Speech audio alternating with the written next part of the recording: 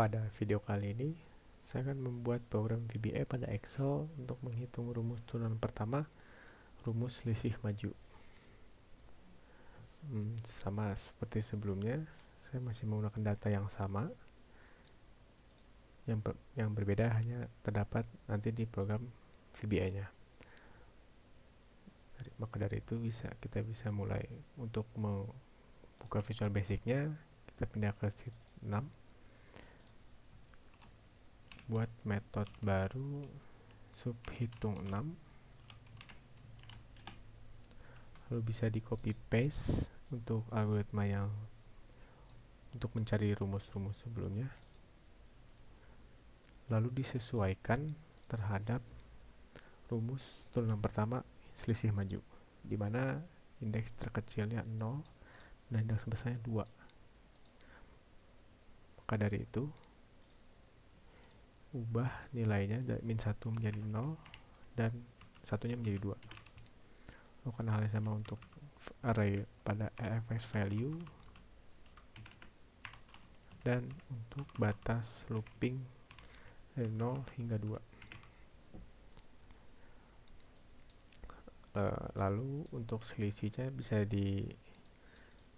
didiamkan.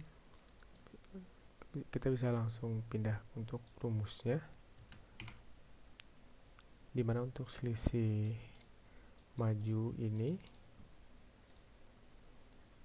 dimulai dari minus 3 dikalikan dengan fx value indeks ke 0 ditambah dengan 4 dikali fx value indeks ke 1 dikurangi dengan fx value indeks kedua dan dibagi dengan 2 dikalikan nilai H yang mana itu adalah selisih pada program ini. Jika sudah, pada sheet ini di link buttonnya ke sub hitung 6. Nah, untuk indeks yang bisa digunakan nilai-nilai diantaranya 1,3, 1,5, 1,7, 1,9, dan 2,1. Mengapa? Karena pada untuk rumus turunan pertama selisih maju ini, dia membutuhkan 2 nilai setelah X yang dicari.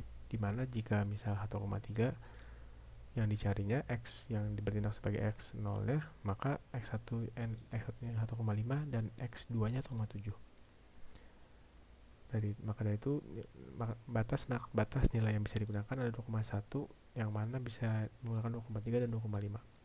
Untuk 2,3 tidak bisa karena tidak terdapat nilai indeks kedua, dan 2,5 tidak terdapat nilai indeks 1 dan indeks kedua. Maka dari itu jika dimasukkan indeksnya 1, maka hasilnya akan keluar, dan 2 juga masih keluar, dan indeks seterusnya hingga indeks kelima.